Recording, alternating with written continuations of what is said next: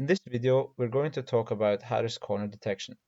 First, we'll discuss the theory behind the Harris corner detector, and then we'll show a simple implementation of it using MATLAB. When detecting and tracking an object in a series of images, we need some kind of reference for the tracking.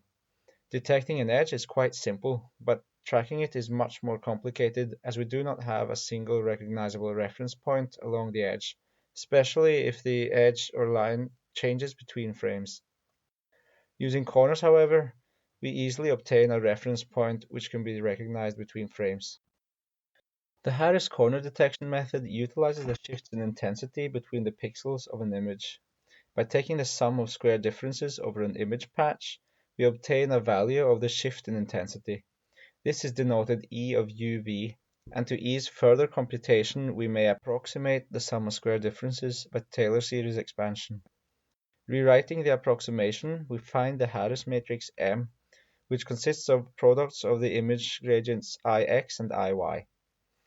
Large values of the intensity shift E in all directions will indicate a corner, whilst large values of E in one direction only will indicate an edge. These results may also be achieved by determining the eigenvalues of the Harris matrix. If both eigenvalues are large, we'll have a corner. One large and one small eigenvalue will indicate an edge, and both being small will indicate a flat area of little interest for tracking purposes. If we were to use only the gradients in x and y directions, we might not be able to find corners which are rotated so that they're no longer perfectly horizontally and vertically aligned. However, since the Harris matrix contains the mixed product of the gradients in both x and y directions on the off diagonals, the problem is solved automatically.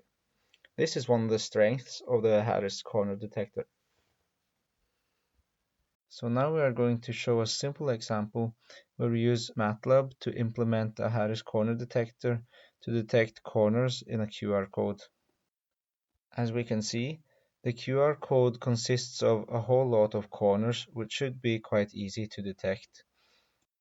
We start by computing the image gradient by convolving the image source with gradient masks in the x and y directions. We continue by computing the covariances ix squared, iy squared, and ix iy, which we smooth with a Gaussian filter. We then compute the Harris matrix and search through the image for values higher than some given threshold, which should indicate a corner point. As you can see, our simple MATLAB script is able to identify the corners of our QR code.